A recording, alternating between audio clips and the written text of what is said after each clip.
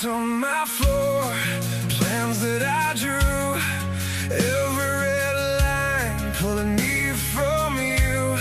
I chased every road till the roads ran out.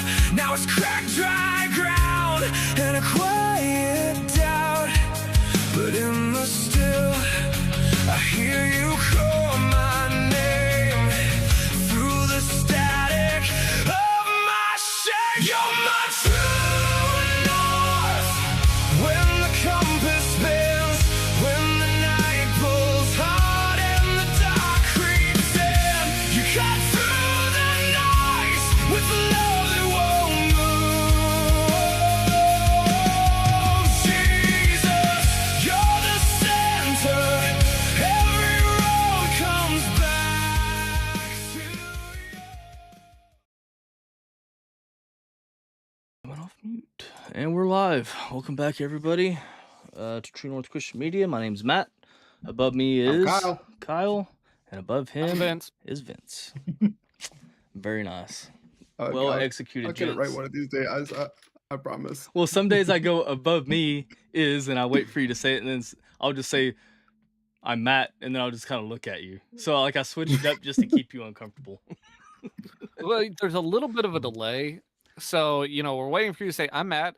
And then I'm waiting for Kyle to say, I'm Kyle. And then I'm going to say, I'm Vince. But there's enough delay that it sounds way more spaced out. We'd have to practice it. Like, you need to be saying your name starting whenever the other person finishes I'm. And it's like that it would roll. All right, so let's try it real quick. I'm Matt. I'm Kyle. I'm Vince. Well, see, again, I never know if you're gonna say above me is. All right, let's try it again.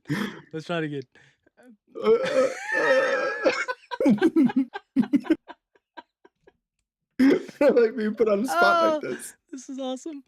I'm Matt. Above me is. I'm Kyle. You messed it up. You Yeah, changed- see that time. I know, That I'm time I was right. I'm doing it on purpose. All right, ready? I'm just gonna say See, I'm but, not gonna say above me. To be fair, I also got that one wrong because you also said above me is, I and I know. could have just said Kyle. I know. I'll just mess with you. All right. Ready? Here we go. On the count of three, Yeah. Kyle. Get prepared. It's coming. I'm not prepared. I'm Matt. I'm Kyle. There's still Vince. okay. There's still a delay. Vince got No, it there's right. not. Yes, that there was is. that was No, on. That no, was on. That was not on. If There was I about- can't get any more perfect than that. There was about a second delay. Let's try it again. Hey, Do it as soon as I'm getting done with Matt. Like as soon as I say Matt, say I'm Kyle. Ready? Ready? Here we go. I'm already crying. I'm Vince. I'm already crying. Okay. There was your intro. I'm already crying. I'm gonna call you already crying now all night. Oh, hi, already crying. I'm Matt. I'm Kyle. All right, let's try it one more time, Kyle. I'm just here for the ride. Kyle, look at me. Uh, Look at me. All right, ready? uh, I'm Matt. I'm Kyle. I'm Vince. That was much better. Hey. Good job. Hey, We nailed it. hey. Now the stream can start. See, now I was gonna say now tomorrow you're gonna say and above night, me as I'm everybody. saying I'm Kyle. Yeah. Just good night, everybody.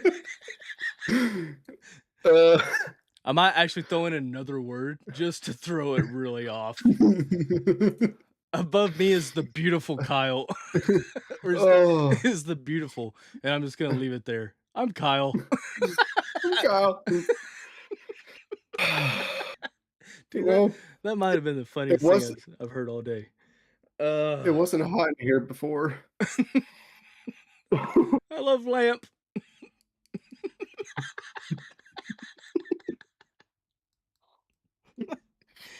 Oh, yes.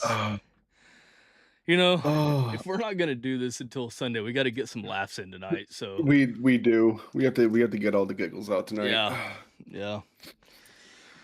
I got the Goodness gracious. yeah.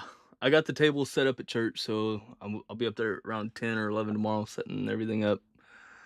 And then gonna go by the t-shirt place again and talk to that lady. Wasn't very nice. She was kind of grumpy, but she had the best prices. I'm actually really scared to go back in there. I don't want to deal with her. Justin just sat in the corner and listened the whole time. I was like, "Hey, you want to help me out?" It was fun. Well, Yeah, but she told me the price, and I was like, "Wait, I'm getting scammed." Like I told Justin as I was walking, I was like, "I'm getting scammed." He was like, "Why?" And I was like, "It was gonna be $508 for 17 shirts, and it's $368 or $384 close enough. Yeah. for 24 shirts." And I was like, The math ain't mathin'. the math is not mathing. So they're basically taking all the like it cost okay, for those shirts, it cost anywhere between $4 to $7 a shirt. They're charging me $23 to $26 just to screen print it, when these people are only charging me $10 to screen print it. And yeah, And it's local. and it's local. Yep. It's supporting local businesses. Yeah, and they're good. They're well, she was a little cranky, but the other ones are pretty good. Like I walked in star. and they looked at me like they did not expect anybody to come in. Like they weren't expecting anybody, and I was like, "Hello." Wait a minute. Are you sure you didn't walk into a front for the Indian Mafia? Like this is a money laundering Well- business? Like they weren't actually expecting anybody? I An Italian place that never has anybody well, in it? They have the Justin best deals in town. Justin was like, "These are good people," and I was like, "All right, cool." Cause they bought shirts from there in the past, and I was like, "Okay, cool." So I walked in, and they acted like I was not supposed to be there, and I was like, "Can I get a quote for some shirts?" And this one lady was like, "Hey," this this this old lady came from the back room, and she's like, "What?" I go, can I get a quote for some shirts?" Okay. And I was like, here's what I want. She like looked at it. I don't know. It was very weird. It was a very weird interaction. But I'll take weird interactions and cheaper prices, and Yeah. yeah. But I don't know. Hopefully, I'm just imagining as soon as Pastor Justin like heard that like that. Hey, he's like, I'm gonna go into this corner over here. I just hope we You got sell this, bud. I hope we sell the remaining 8. That's all I'm gonna say. Ah, I'm sure we will they'll fly out. I was gonna say they'll fly off the shelves. eventually. Yeah, it'll be nice. Because I mean that'll help pay for. I mean they said that food, toiletries, all that stuff's gonna be taken care of, so I don't have to worry about it. But at the same time, like I still want to be able to contribute to to this whole thing. And then I think I saw. Did I get an email today about the hats? Let's see. Oh yeah, they're supposed to ship out this week, aren't they? Mm-hmm. Supposedly. Allegedly. Allegedly. Allegedly.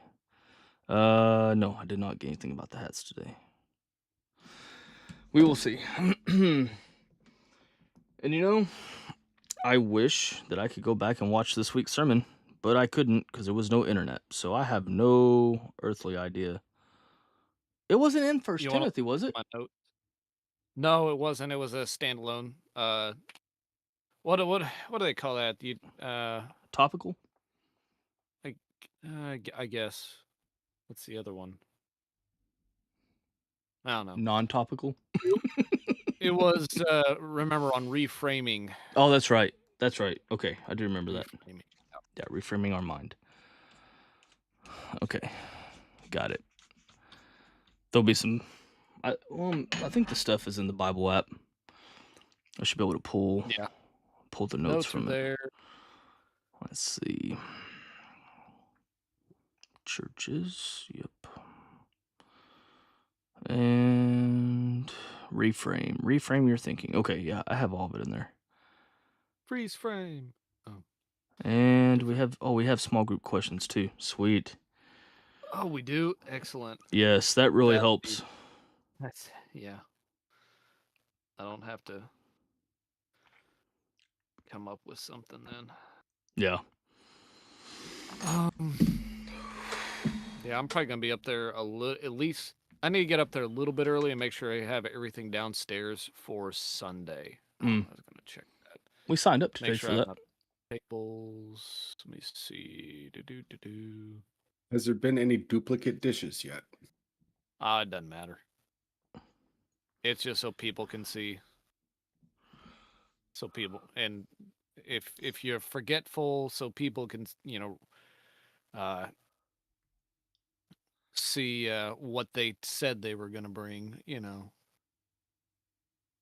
Ooh, pinwheels. See, I'm the one. I get to look over here at this whole nice little spreadsheet and be like, ooh, looking forward to that. Wait till you try what we're bringing. It is fantastic. Caramel apple dip. Oh, And it is not your normal apple dip. Is it the Snickers one? It's got cream cheese in it. It's basically the Snickers one. Yes. Yeah. It But is. instead of whipped cream, you use cream cheese? Yeah. Haley, help me out here. I don't know what goes into food. I don't know how to food.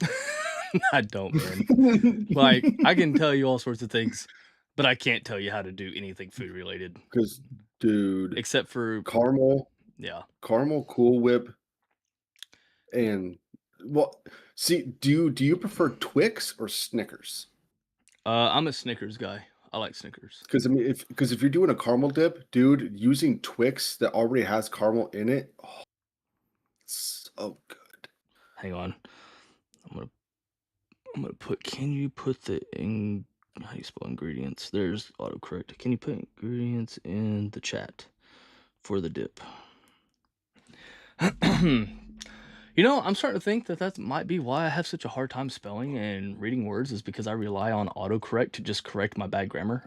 It makes me not have to think about what I'm typing. Oh, goodness. See, I like autocorrect, but that's because I fat finger a lot of things. I do but I too. more or less use the autocorrect for just because I'm very lazy when it comes to apostrophes, and I like being grammatically correct, because there's a big difference between wheel and well. Yeah. Yeah. Yeah. So I had a kid when I was the manager over in procurement for a while. I had a guy that I had to supervise, and they gave me two guys. One of them, I ended up having to go take English classes with this guy. Not because I needed it, but because he did. And I was like, the right thing to do would be to go sit with him to do these, if I'm going to ask him to write emails better. One day I come in and I get called immediately into my boss's office, and I'm like, oh no, I did something again. So I was like, okay, well, here comes the lashing. I get in and the lady goes, have you checked your email yet? And I said, nope, not yet. Why? You need to read the email your troop or your guy just sent. And I was like, okay. I opened it up and I look at everybody who's it's addressed to. Now, in the corporate world, what I'm about to tell you is like the equivalent of CCing the base commander and probably each wing commander and squadron commander. Okay, that's all the important people in this email. I believe it's cheesecake, no bake, caramel, and Heath bar. That's what it is. Yeah. Oh, Yes. I'm so sad that I'm on a diet. That sounds so good. You should be about to say you should be so sad you're in Michigan. What are you talking No, about? because Diets can be broke. You can't travel that far. Yeah, but I can I mean, I'm sure that I can't replicate it, but it sounds so good, and I want to try. If you ask Haley nice enough, she might send you the recipe. Anyway, so I open this up and I'm reading it. I've never what's that called? A double entendre? Is that what you call it? Where like you can say a word and it could mean two things correctly in the same In context, yes. okay, yeah. Like in the Yeah. same. Yeah, okay. So he he, he called everybody in the email the A word. Okay? Nice. But he didn't mean to. But then what followed it made sense to the context of what he called everybody that was not meant to. So it was a phrase entendre, not just a word. And I was like, I'm reading it. I'm like, why is he calling people this? And why is he saying this? And I'm like, And why did he send it to but who here's did the he crazy send it thing. to? The A word was only supposed to be as, AS. And then Uh, if you uh, replace that, the whole sentence still made sense. So it made sense with mm. it being the word and as. And I was flabbergasted, man. I was looking at it and I was like, I go, ma'am, I think this is what happened. And I'm reading it and I was like, just take the extra S away and it still makes perfect sense. And it actually softens the tone of this email quite a bit. And anyway, I had to have a long conversation with him. He didn't do very well. He ended up leaving. And then I get actually last week I get an email and saying, "Hey, you have a piece of mail up here." And I was like, "Well, that's weird. Who's it from?" Department of Defense Intelligence something. And I was like, "Oh, Uh-oh. I probably should go get that." So like I'm like, "Okay." And I open it up and this same guy is trying to get a job as a government contractor through like Lockheed, I think. Nice. And I was Nice. like, Big bucks. yeah. And I was like, I can't vouch for this guy. So I shredded it. I was like, if I don't know about it, it never existed. So I was like, I'm not being a reference for this guy, like whatsoever. Until he finds God and then watches this and then goes, Yeah. Well, what's that? Oh, nothing. Oh, yeah. Yeah, not happening. So that was the story for the day. I love it. All right. Let's get rolling with this one. Today's devotional, it's titled, "We all have a beautiful testimony. When you faithfully share your testimony, God will use it to reach others." And we're going to be looking at Psalm 126, 1 through 6, and Isaiah 55, 11. So let me flip over to the Bible here. And Vincent, you want to read this one or you want me to tonight? It's up to you. I got it. It's Okay. fine. Psalm 126. When the Lord restored the fortunes of Zion, we were like those who dream. Then our mouth was filled with laughter and our tongue with shouts of joy. Then they said among the nations, the Lord has done great things for them. The Lord has done great things for us. We are glad. Restore our fortunes, O Lord, like streams in the Negeb. Those who sow in tears shall reap with shouts of joy. He who goes out weeping, bearing the seed for sowing, shall come home with shouts of joy, bringing his sheaves with him.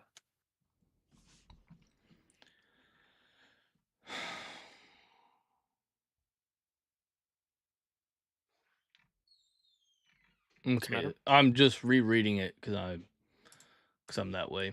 Give me a second if you don't mind. No, it's all me. If y'all don't mind, I'm gonna read it in the NLT. My brain. Go for it. Okay, it says, "When the Lord brought back his exiles to Jerusalem, it was like a dream. We were filled with laughter and we sang for joy. And the other nations said, what amazing things the Lord has done for them." Okay, so we sang for joy and the other nations said, okay, "Yes, the Lord has done amazing things for us. What joy. Restore our fortunes, Lord, as streams renew the desert. Those who plant in tears will harvest with shouts of joy. They will weep as they go to plant their seed, but they will sing as they return with the harvest. I don't understand the last two verses. Those who sow in tears shall reap with shouts of joy.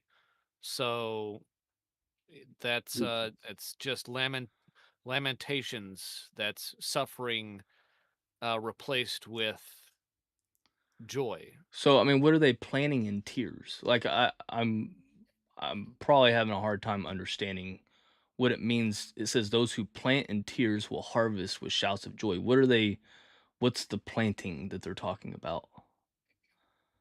I mean, I read It, it as it's a faith, but it's I a could be wrong. metaphor. It's just using imagery to convey, like, this is a poem, right? Mhm. It's using imagery, so those who walk about and their tears fall on the ground because of their suffering, what they shall reap out of the ground is not more suffering but joy. Okay. Okay.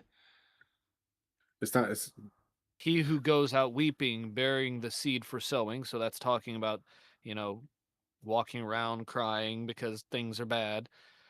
And that's the seed. So the seed is the tears, shall come home with shouts of joy, bringing his, and I think this word sheaves is tools. No, wait, no, a bundle of grain stalks tied together after reaping. Okay. Um, so a harvest shall bring home a harvest with him shouting for joy that is not made of things that are sorrowful. Okay. Think of people who are heavily agrarian, who, you know, they they grow things for a living. They would understand this very, very well. This kind of allusion, this kind of metaphor, this kind of imagery of planting sorrows but reaping joy. Because generally what you plant, that's what you reap. You Okay. reap what you sow. If you sow great. If you sow wheat, you'll reap wheat. If you sow barley, you'll reap barley. If you plant grapes, you'll get grapes. You don't get something different than what you planted. But Okay. this is inverting that. This is saying that, of course, with God, things are possible that are not normally possible, and that sorrows, you plant sorrows and you reap joy. Okay. So as you're explaining that, I looked it up too because I was like, okay. It says the psalmist is saying that sorrow is not wasted when it's placed in God's hands. And then it uses a quotation mark, those who plant in tears will harvest with shouts of joy. In ancient farming, a farmer would take a precious seed and bury it in the ground, trusting that something good would come later. Sometimes this was done during hardship, famine, or uncertainty. Planting seed meant sacrifice and faith. Spiritually, this passage means there are seasons when obedience to God hurts. There are times when you pray, serve, forgive, endure, or keep trusting while crying. You may feel like you're burying effort, faith, and dreams into the ground and seeing nothing immediately, but God promises that faithful sowing is not meaningless. The I harvest think the harvest represents restoration, answered prayer, spiritual growth, healing, salvation, joy after suffering, seeing God's faithfulness over time. Okay. that's what let's that's what I was saying. Faith, let's like read you. Isaiah and get into the. Well, I mean, I just want to get a good understanding of it before we move on. That's the whole point of this. Well, I think you'll find that understanding in here. Okay. All right. Isaiah 55:11. So that starts in the middle of the sentence. Do you want me to start at 10? Yeah, might as well. Okay. For as the rain and the snow came down from heaven and did not return there, but watered the earth, making it bring forth and sprout, giving seed to the sower and bread to the eater. So shall my word be that goes out from my mouth. It shall not return to me empty, but I shall accomplish that which I purpose, and shall succeed in the thing for which I sent it.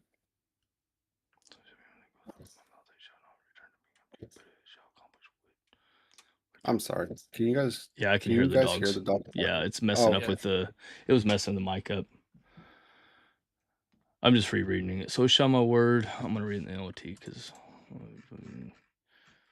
I do not like this version. Uh, it is the same with my word. I send it out, and it always produces fruit. It will accomplish all I want it to, and it will prosper everywhere I send it. Okay. The rain and snow come down from the heavens and stay on the ground to water the earth. They cause the grain to grow, producing seed for the farmer, and bread for the hungry. It is the same with my word. I send it out, it always produces fruit. It will always accomplish all I want it to, and it will prosper everywhere I send it. Okay. Got it. Oh, on to the devotional.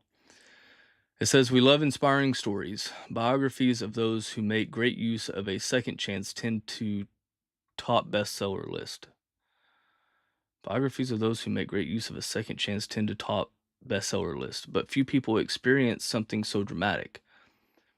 Most of us are wonderfully ordinary. Sadly, some believers think that being a regular person makes their testimony unexciting and less valuable. Nothing could be further from the truth.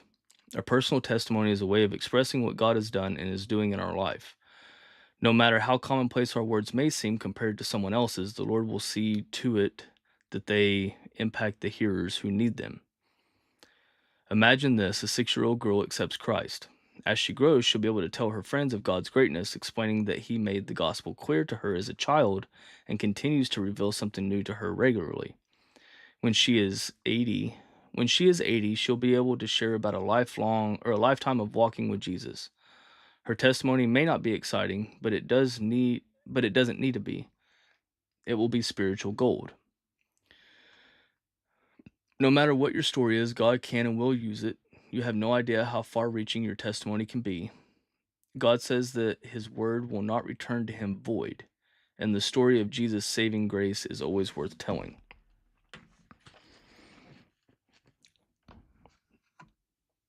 Okay.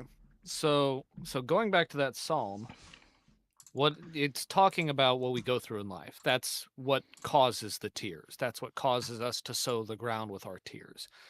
And what they're talking about here is, you have those, some people go through dramatic experiences. Some people go through real tests of faith, through real dramatic conversions.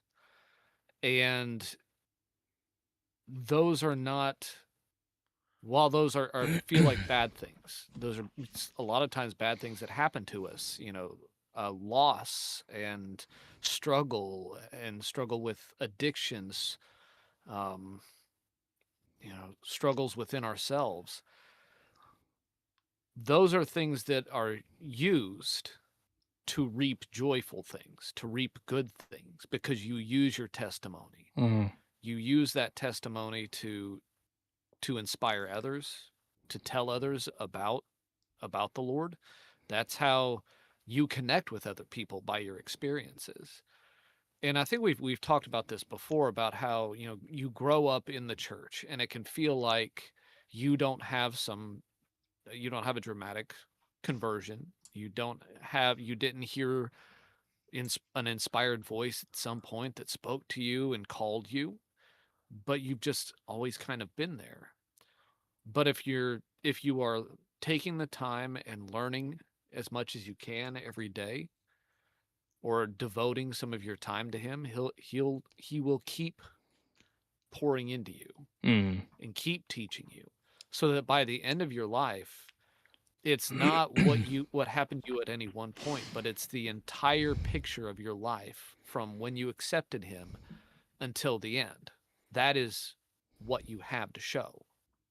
That is your testimony. It's just that some people seem like they have a really, really crazy and fantastic testimony early, right?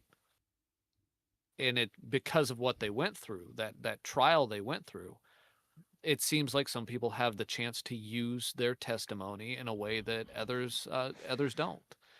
But that's not saying that it's any less to be obedient your entire life, and to be, what does this say in here, a regular person, But then again, we are all made in His image, and we are all different. Even though some of us, come out and seem kind of the same, you'll find a person every now and then like we're really similar, but not ever quite the same, because you can never have the exact same lived experience. It's not possible.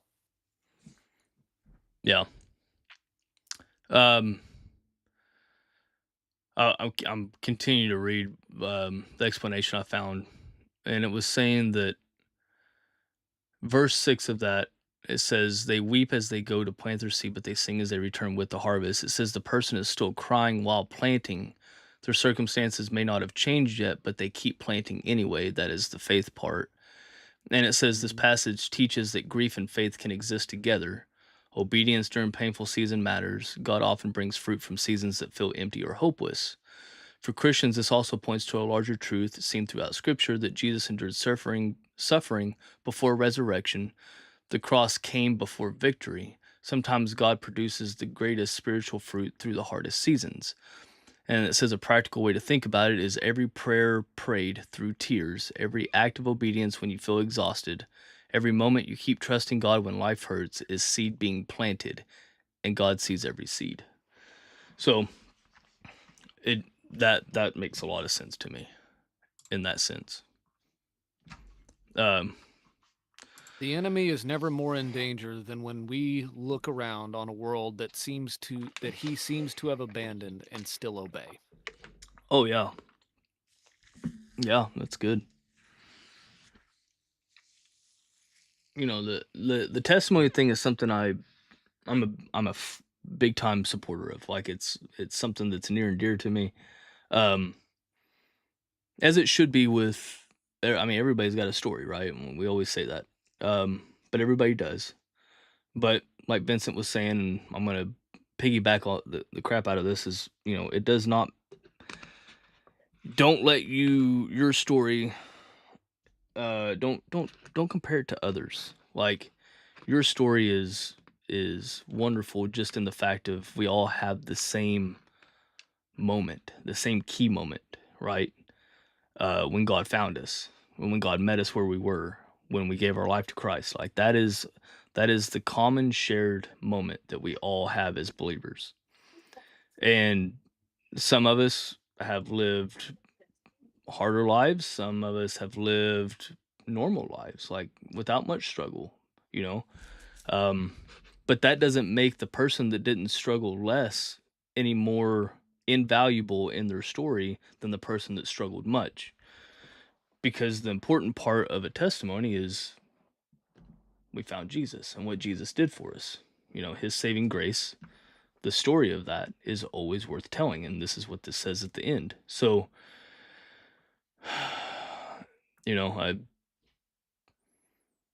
Kyle, what you got, brother? Yeah, Kyle.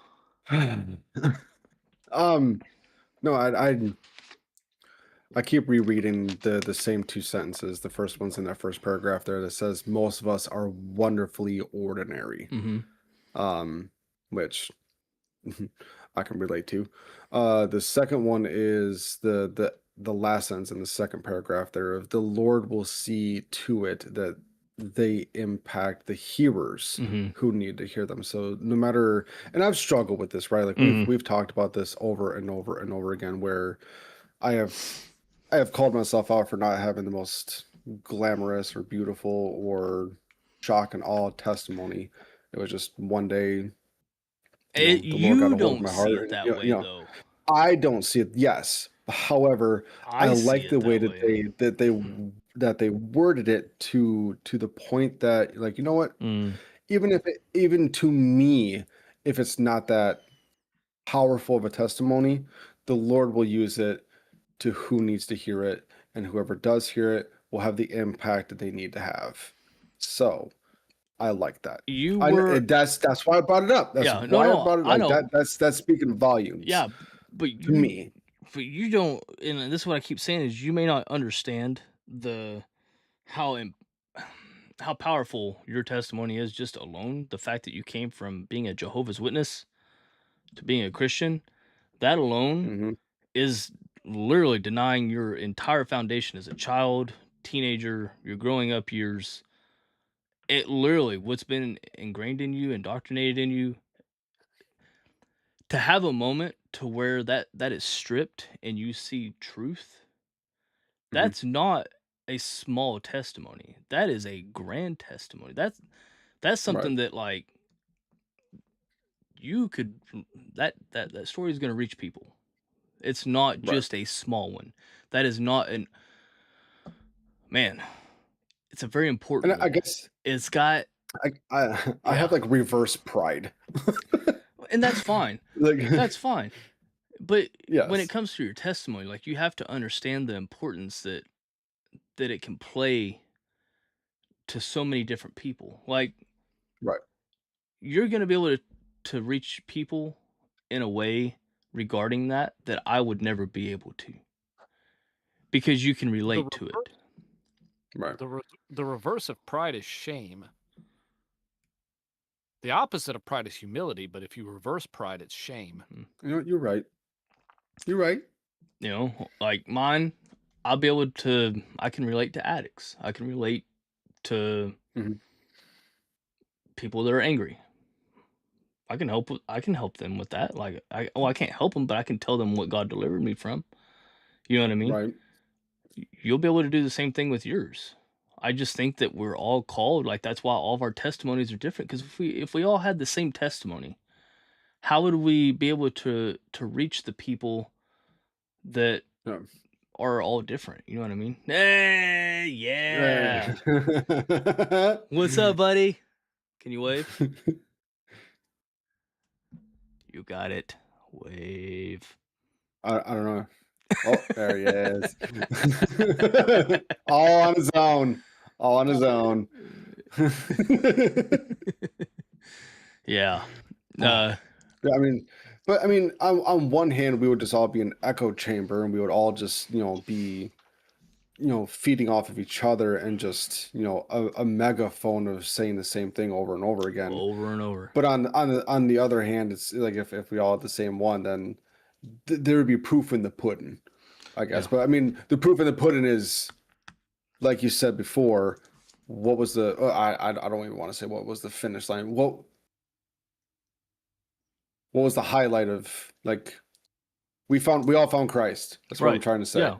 The You know, story of there's Jesus' saving grace. Yes. I think there's an interesting aspect of a lot of Jesus's miracles, in that's the variety of ways in which he enacted them. Mm-hmm.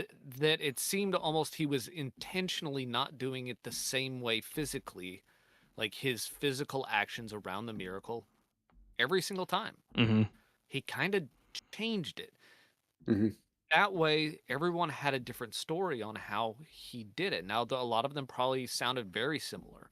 But then, of course, your own individual circumstances in those miracles, if you experienced one, would have made it slightly different. Mm-hmm. But I'm saying some of them might have rhymed, but they were intentionally different.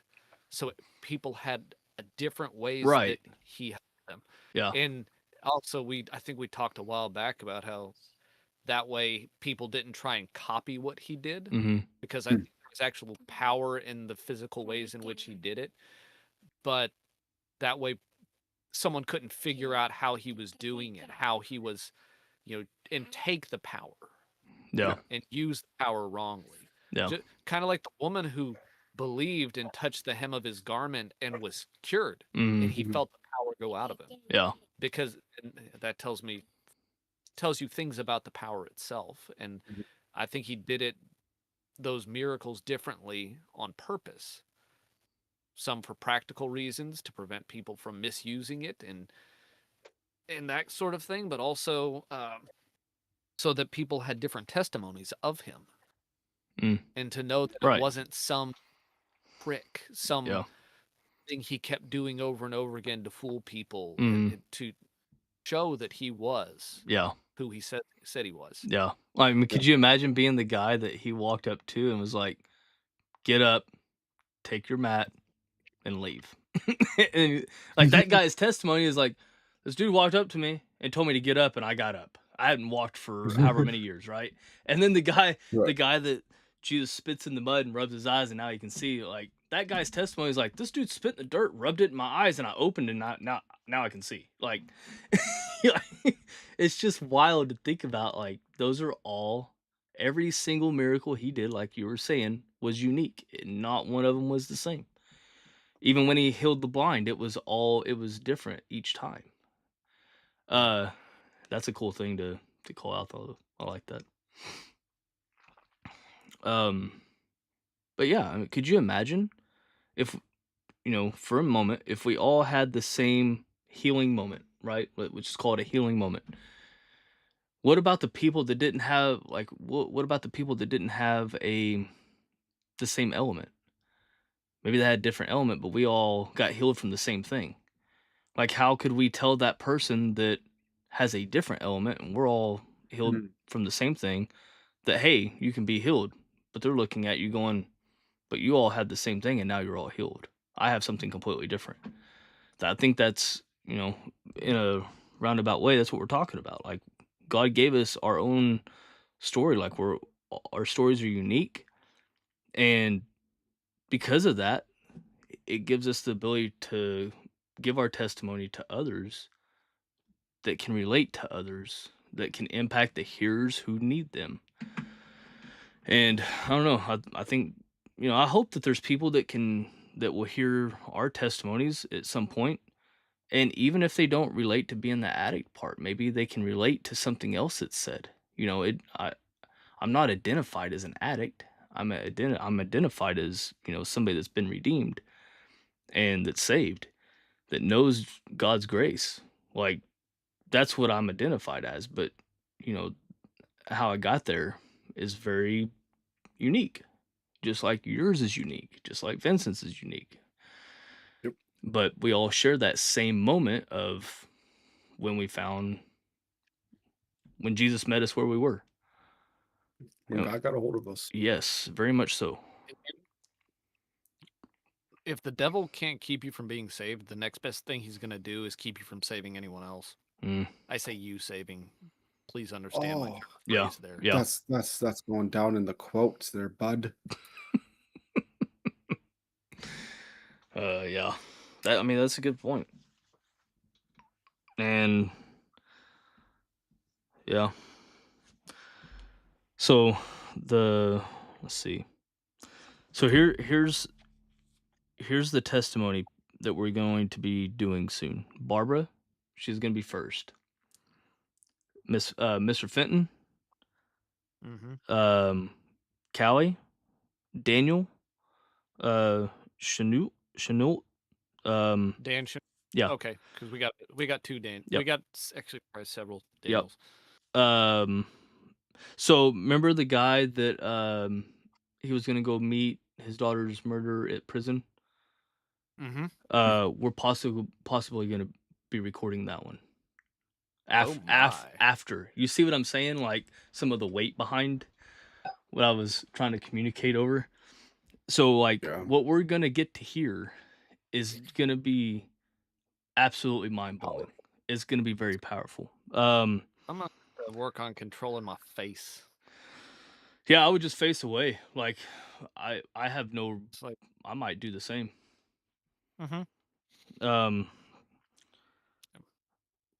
Yeah. And then like, he wants mine recorded and he wants CJ's recorded. So I know some of these are gonna be amazing. Spiritual gold. Yeah, I mean, it's gonna be one of those things where I'm like, man, you talking about ordinary people feeling like that their testimony isn't powerful. You could take mine, and then I would have the same feeling by listening to Miss Barbara. I feel like mine's very much something that people could hear, and it could be very impactful in somebody's life, right? Right. But I get the same feeling of like, it's nothing compared to Miss Barbara. But that thinking's wrong, right? And I understand that and I recognize that. but I just Sure. also understand the power behind what Miss Barbara has to say on her testimony. So Yeah. it's just, you know, to call us all ordinary, it says most of us are all wonderfully ordinary. I don't believe W- that. Wonderfully. Well, we're fearfully and wonderfully made. Yes. So I wouldn't call that ordinary. And so I don't agree with that statement, to be honest with you. Um, Touche. and it says, sadly, some believers think that being a regular person makes their testimony unexciting. And again, define regular person. You Yeah. know, we're not. None of us are. We're not regular in our stories. We're not regular in our experiences. We're all unique in all of those things. Well, and it's easy to sit around and think like I'm the only one who's got these problems, you Yeah. know? Yeah. Like, man, if only I was at least pretty okay like everyone else seems to be. Mm, Uh, and there's just that's one of those the lies of the enemy is the idea that no one has the same struggle you have. yeah. Yeah. You know, someone else has got it. Someone else has been there. And it's part of it's you know, having the humility to accept somebody else's advice on or experience even on your life. Your life. Um and to allow that wisdom to Yeah. pour in. Mm, yeah. That verse, Psalm 139:14. In the ESV, it says, I praise you, for I am fearfully and wonderfully made. Wonderful are your works. My soul knows it very well.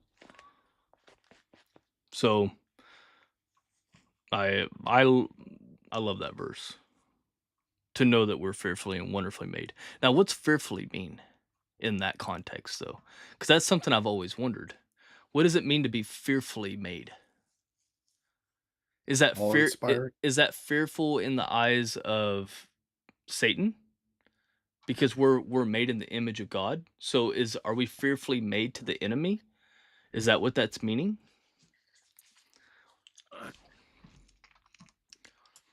I wonder if I can find it before Vincent does. What does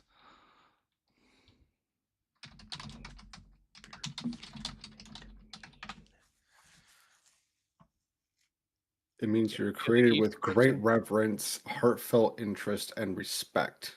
It implies a sense of awe at the intricate design of the human body and spirit. We're awe-inspiring. I think this is using so there's an kind of an older use of the word fearful that kind of goes along with the word. So, you know, like Ivan the Terrible, Mm-hmm. the word Yes. terrible in that doesn't mean like he was an awful guy. Mm. Mhm. It's closer to the use of the word great as in Alexander the Great. It terrible has a connotation of power, reverence, and Mm-hmm. uh you know it's a positive thing in that Mm. sense, but also danger. You know, like this person is dangerous. God is dangerous, guys. Don't make any mistake about that. Mm-hmm. You know, it's not that he's safe, he's good, and that's what we put our trust in. But the fearfully made, I think in this context kind of reflects some of that, the awe in life and respect for God in that he is the creator. Mm. So Like we are made in a way to understand and highlight that and to seek after that and to seek to understand it. mhm. In your logos thing, does it come up with the Hebrew word yare? I closed it. Oh, okay. Never mind. Because it I says, shut down the book. yeah, it says fearfully in the Hebrew word that indicates being made with great reverence, heartfelt interest and respect, invoking a jaw-dropping sense of awe. I think that's what Kyle said. So, Yer means responding promptly to the helm or easily manageable. In Hebrew, that's what it means? Mhm. Interesting. It's a Yer, and then like in quotations it says of a ship responding promptly to the helm Yeah. or easily manageable. Interesting. Well, alrighty.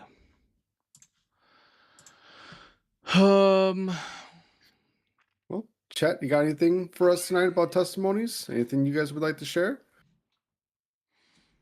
Haley's We'd love to hear from you. Huh?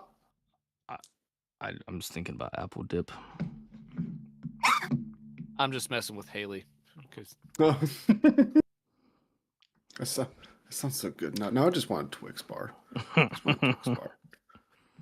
I mean, I do have a candy bar in front of me. what was that? What was in that banana pudding we had at Cookie butter. Bow? Cookie butter? Yeah. Yeah. Excuse me? It was pretty good. That was the best Yeah, banana pudding I'd ever had. But it was it had a fuller flavor. It was more satisfying than normal banana pudding. Agreed. Did you say cookie butter? Yeah. What is cookie butter? I don't know. It's food.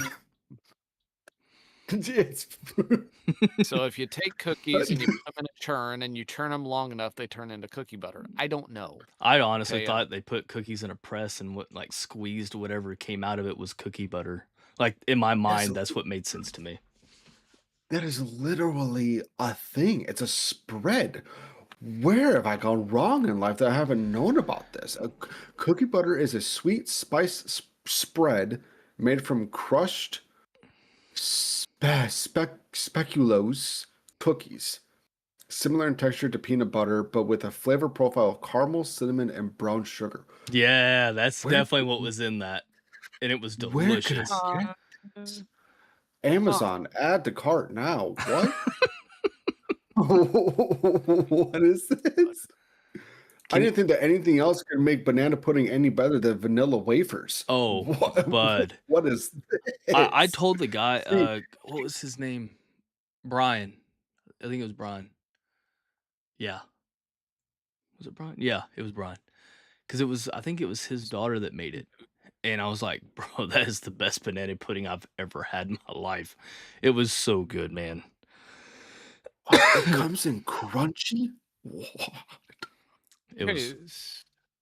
We are so far off topic, and it don't even matter. I'm at this to my testimony. Okay, so the speculoos cookie they're a Belgian spiced gingerbread shortbread cookie that are generally like a Christmas type treat. Did he use that for the crust? I don't know what he used it for, but it was there. Someone had the idea to take that, grind it down into a paste, and then spread it on other things. Yeah. Like, what if you took that and you just put it between a couple of other cookies? Like, hey dog, we heard you like cookies. Well, I'm just feeling like the last week of my workouts and lost weight just being re-added, just looking at this cookie butter. I want it in my life. How well did you do on your little diet of eggs and whatever you limited yourself to? Technically. Eggs and Pop-Tarts or whatever it was. Technically, I've lost 4 pounds. Eggs and Pop-Tarts. That sounds like a Kyle diet if I've ever heard of one. I'm going to eat peanut butter and jelly and eggs with snacks of popcorn. You almost had it. But I've technically lost 4 pounds.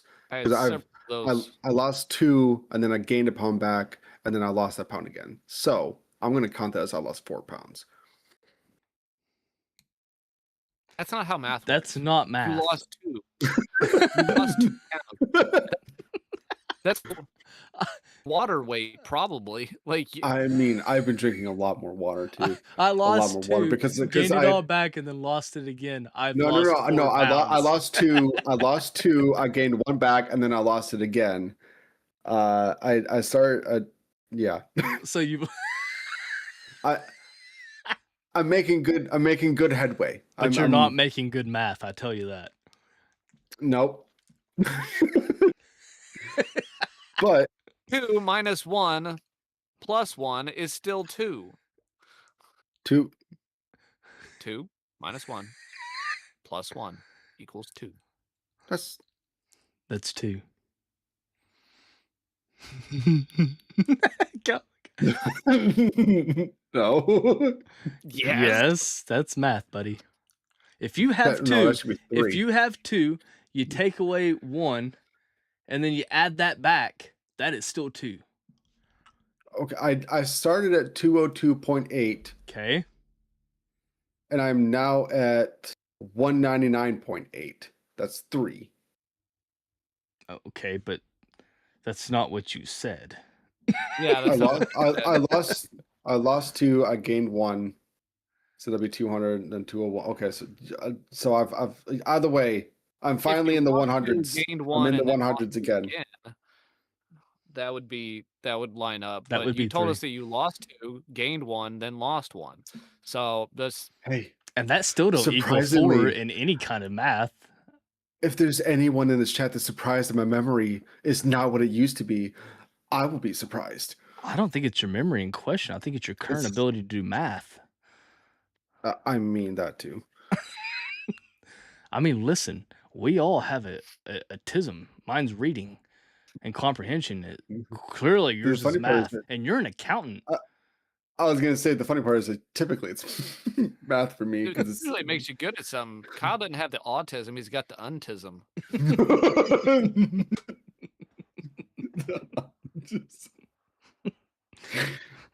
A regular person.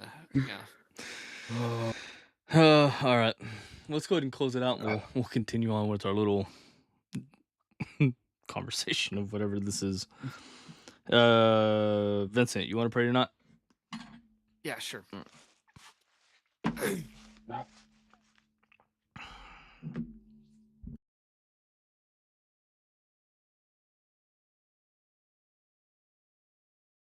Lord, we come to you tonight in thanks and praise that you made each of us different, that you made each of us in your image, that we are beautifully, wonderfully, and fearfully made, that you have put before us a life to be lived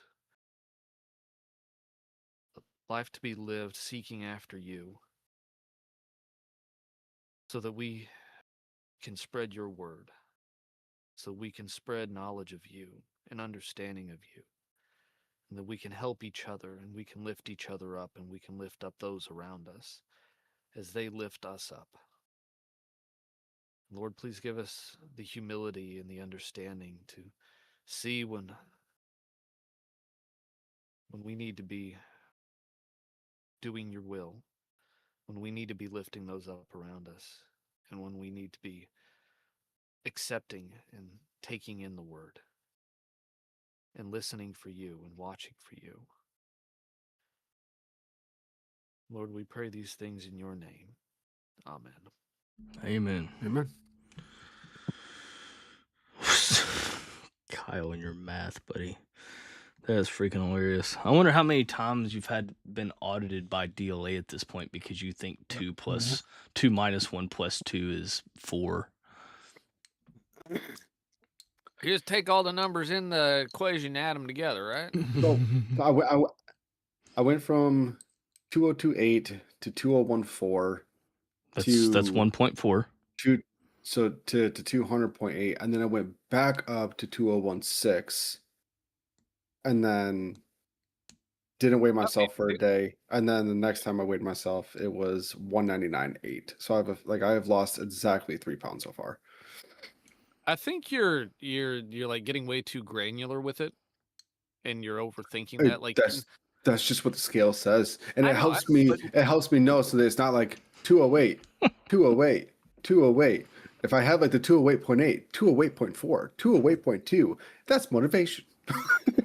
Yeah, okay. I'm doing something right. Whatever. I'm not telling you what to do. I'm just saying that I can lose 10 pounds in water. Mm-hmm. I can go for a run and lose 10 pounds in water alone. And then go, it takes me a while to rehydrate and get it all back. But Mhm. you 2 to 3 pounds, like that's that's hydration and a nice BM, All I'm looking at is I have until the end of next month to get to 180 because the Air Force has brought back the waist and Okay. weight measurements, and So I don't want to be on the Fat Boy program. okay, well, you just need to drop So, all your water weight like as fast as possible. then So I'll be dehydrated. Yeah. you're saying it's the end of June? Yeah. So My suggestion, go go keto. Like you're gonna have to miss something. You need to miss carbs. Just go eat a bunch of meat. Be happy, and I and concur. minimum amount of carbs. Mhm. Plenty of good fats. Butter is best, but Mhm. Mhm. olive oil is also good. Avoid Mhm. seed oils. Yep. And I mean, you could probably walk and just Oh, I've been running.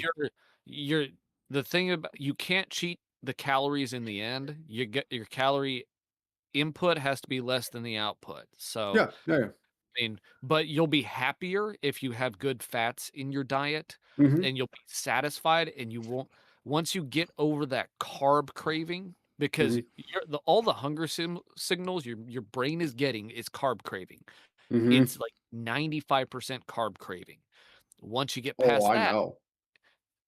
and you eat satisfying foods like full fat dairy and cheese and meat, you'll be more satisfied and you'll have taken in less calories. What I'm saying is you got to nix that peanut butter and jelly sandwich and like have I mean, bacon instead. I'm not so kidding. well, the peanut butter and jelly that I got the peanut butter that I had to make myself, so It sounds like you're it trying to makes me justify sin as well, it sounds like. Like, listen, no, you can't justifying do sin is one. going to the restaurant that's on base and getting me their version of a Big Mac every single day. Actually, that sounds really good. Because that's what I was doing. And then If you're running, they have like an unlimited hot bar buffet, and I was just going I to know town every day. I I know don't the know how struggle I'm of this. heavier. I I don't know know. how I'm not heavier. Oh, Which is like the weirdest part is that I was eating all of this daily, but then as soon as I stop eating it, I'm not just like shedding the weight. Like I don't have like a huge like it's I called getting had a old, huge bud. calorie. Well, no, I had a huge calorie input daily, Mm-hmm. and I cut that to a single PB&J and 3 to 4 scrambled eggs for dinner, and somehow I'm not just shedding it. I'm losing a half a pound a day, Okay, listen. which is healthy. I lost 110 pounds in 4.5 months. And I'll tell you how. 15,000 steps a day and one meal very light. That is it. That's it. Like literally one meal a day, water and no sugar and Mhm. 15,000 steps. I never ran to lose all Yep. this weight. You don't have to run to lose weight. If you walk at a brisk pace, 15,000 steps, that's about 5 miles. Mhm. Yep. You will lose a lot of weight very quickly because you're Well, actually, fasting. you're also hitting on fasting. Yeah, you're hitting on fasting. You're Mhm. teaching your body to burn fat. Mhm. For most people, walking will put you in an aerobic heart rate threshold, Mhm. which that's where your body learns to burn fat mm, is at aerobic. Yep. Your body still, if you're higher than that, your body still burns glycogen first, and then starts pulling carbs out of that have been stored in your liver. And that's the thing. If you're not used to burning fat, your body burns off all the carbs first, that glycogen that's stored in your cells directly. It burns that first. Once that's gone, that's when your body tells you to stop because it's like you're dying. Well, that's your brain that's being starved of carbs because your brain runs exclusively on carbs. Your brain does not burn fat.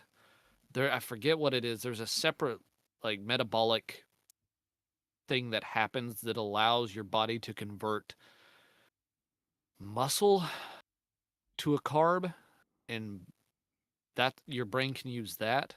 Is that ketosis? Ketosis is where it's instead of using the glycose or the sugar in your blood and stored, it's using fat as the source of energy. So that's ketosis, but muscle where it starts eating muscle, that is a byproduct. It can be a byproduct of the hormones released during while you're in ketosis to where it will eat part of the muscle away. That's why you see people in ketosis, they look very scrawny and undefined because a byproduct of that will be some muscle degradation. There is a process where if you aren't getting enough carbs, your body will do I forget what it does, but it does something that converts fat into something into a processable carbohydrate so your brain can still function. But you have to get to the point where you're not intaking a bunch of carbs to get there. How much exercise and what kind are you doing? Primarily running, because like I am really good at so the way the Air Force works is you have some sort of core exercise for your PT test, and you have some sort of Matt, help me out here. It's either push-up, so push-ups and sit-ups, or plank and hand release push-ups are your options that you can do. And I'm really good at hand release push-ups, and I'm really good at planking, so I'm not worried about that. But I don't run that often, which is why I'm running to build up my endurance, because I switched it from a 1.5 miles to a 2 mile. Right, I recall that. Which you would think with me being in the military, I'll be able to do as a gazelle, but no, not anymore. I would just say, take it slow and do more time. A minimum of 30 minutes at an aerobic threshold, not including your warm up and cool down. And that 30 minutes, that's it's like a magic number where your body starts making changes. If you go less, you will it'll be more like an interval workout. Like you'll build muscle off of it rather than burn fat. I don't know if it matters or not, but my typical pace is matched with a 150 beat music. I don't know what it's called, but typically, you don't know exactly. Are you using a heart rate monitor? No, but like if I were to turn on like you're talking about your minute, cadence pace, like your cadence. Thank you. Yes, my cadence matches 150 beats per minute. Okay, so, what I'm talking about is like your heart rate. That's where your aerobic zone is. It has nothing to do with your actual pace, except yours. It'll be different for everybody. Like some people walking will hit an aerobic threshold. Some people running a 7-minute mile will be in aerobic. It just depends on your own physical abilities. Like if you're, a scrawny little 5'2" Kenyan marathoner, if you're running a 6-minute mile, you're probably not. You might be at an easy heart rate zone. I'm talking about the zones of your heart rate and matching that to what you're trying to do. I would say, I'm gonna say, if you're going too hard, if you're running too fast, then you're probably working against yourself. You might need to slow it down and just go longer. This is advice, like kind of for you. It's not the same. Like I might not give this to other people, but you know, especially like women, half of women, if they run for longer than 30 minutes, it has like this opposite hormonal switch where it'll make them gain weight. it's not Hmm. you know, my condolences to them. But yeah, I would say like don't get your heart rate up high to lose weight. Brisk walk. Fair. Especially if you... What? Huh? Brisk walk. Yeah. And that's the thing is that I typically walk quick. I'm a quick walker. Like You when I'm move walking everywhere around with stores with my purpose. wife. Yeah, we all Yeah. do it. Mm-hmm. Oh, okay. Well, I mean, that's what was ingrained in us. Move with Yeah. purpose, right? Everywhere you go, you're Yeah. moving with purpose. So Hurry up and wait. hurry up and wait. Exactly. Hurry up and wait. But so it was crazy because I lost all that weight super quick doing that, and then as fast as I lost it, I gained it back to the exact pound that I started at. It was super stupid. But you know, fat has a memory to it. Your fat cells have memory, is what the study came out and just proved not long ago. So it was a very interesting thing. It was talking about how you can lose all the weight that you want, and if you're not religious at staying on it, then when you come off of whatever you've done to lose it, and you don't do anything to combat it, you will go right back to the existing weight that you started at, because your fat cells have memory to them, which is stupid. I wonder if the waist and weight measurements change as you get older, like they do for push-ups and sit-ups. Yes, they do. I think when you plus 40, I think you can go up to like a, was it 38 or a 40? I thought at one point. I actually have not looked into that because I wonder if I'm if I'm actually at like within if I'm actually Kyle, long story shape. short, you can drop the weight that you need to get to where you're at very easily. You just stop eating the peanut butter and jellies. Like Vincent's saying, eat some good protein. Don't eat any carbs, and then just get some steps in. Like do a lot of walking. Like run maybe 2 to 3 times a week. That way you're getting your endurance for the long run that you have to do. But for the weight losing part, I would focus on walking. Like that way it's easy on the joints. You're not wrecking your legs trying to just run all the time to lose weight. Like just, yeah. I would do low impact stuff, but at a brisk pace for longer periods of time. So when I joined the Air Force, I needed to be at 180. I just looked it up. I meet the Air Force standard at what I'm at right now. Diet's over. You're good, bro. Back to the Big Macs. Kyle walks up to the podium. Gentlemen, we got him. So remember me adding that cookie spread to the cart? Might as well just buy it now. Yep. What are you waiting for? You know, What? YOLO.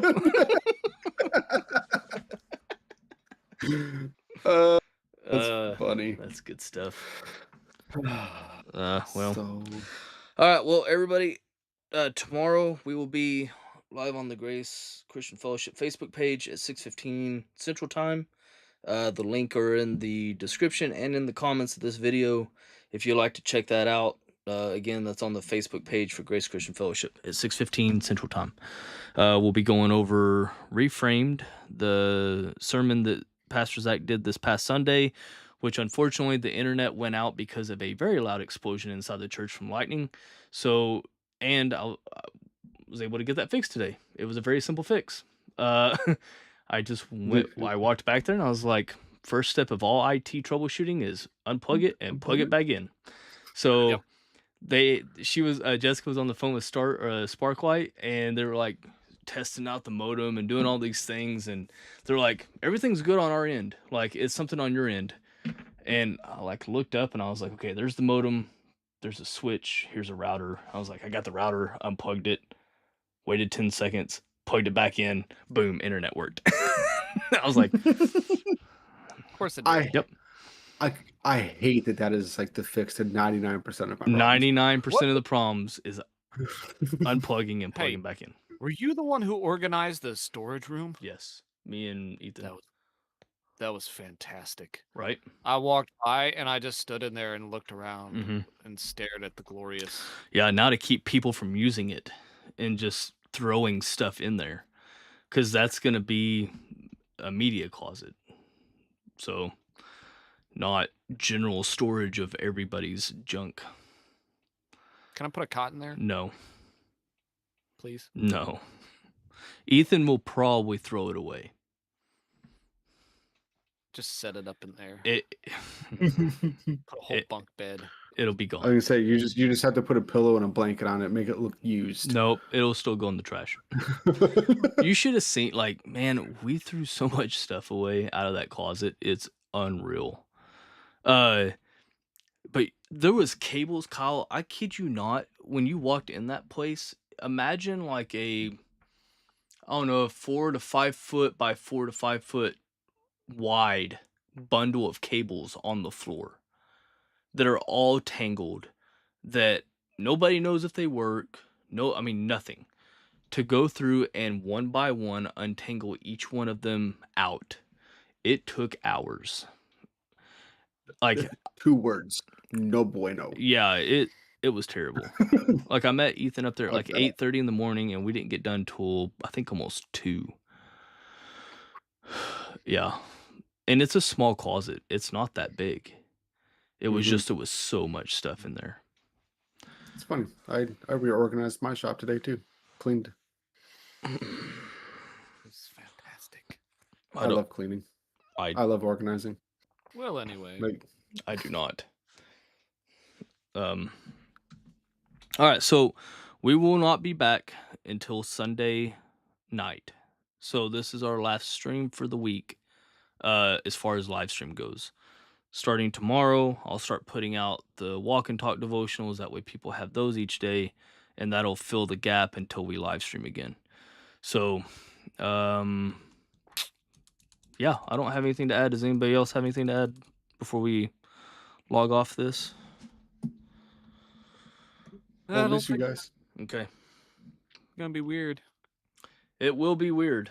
But I started thinking about this. I think during the winter time when things calm down and, I don't see why we couldn't go back to doing this every day if there's nothing else that's going on.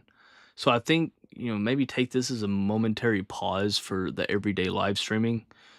Because there's a lot of things about to start happening. So, but Yeah. I don't see why we couldn't revisit this in the future. You know what I mean? This isn't like a forever, it has to be a forever thing. So, because I'll tell you this, to do a walk and talk in the middle of winter may not happen all the time. You know what I mean? Like the wind and it being that cold sometimes, I'm just like, no. I'll probably sit inside my house and pace around my house and record myself. That might be what I end up doing. I don't know. I'm gonna do it at Walmart. Yeah. Oh, that's a brilliant idea, actually. Do what Hey, now? do the walk and talk devotionals at Walmart. Let everybody hear what's going on. Well, I mean, and that's like I've been talking with professionals, Zach, about kind of doing like a Northern Michigan group, Thursday through Saturday. Like have a few of us kind of like in the same thing where it's just like an open forum and still doing the In Touch Ministry devotionals nightly and just be like a 20-30 minute thing, like not live, not recorded, just us getting together. So Thursday through Saturday. Thursday is supposed to be your normal Bible study night. So you're not gonna True. So Friday, Saturday. Okay. Yeah, Friday, Saturday. Because otherwise, it's like, why aren't you here? But yes, yes, because we have the Iron Man Thursday. Yeah, that and Saturday is your family day. So really, only Friday. Dang. You see why we did it Sunday through Tuesday? Yeah. Because Wednesday's church, Thursday's your Bible study, Friday we have you, Saturday we don't because it's family day, and then we're back together on Sunday. So yeah. Valid. Yep. All right, everybody, thanks for joining us tonight. We will see you back. Well, hopefully you'll join us tomorrow on the Grace Christian Fellowship Facebook page at 6:15 Central Time. And if you don't catch us there, we'll catch you back again on Sunday at 7:30. Y'all have a great night, and we'll see you later. Adios. Have a blessed night, everybody, and a blessed week. Bye-bye.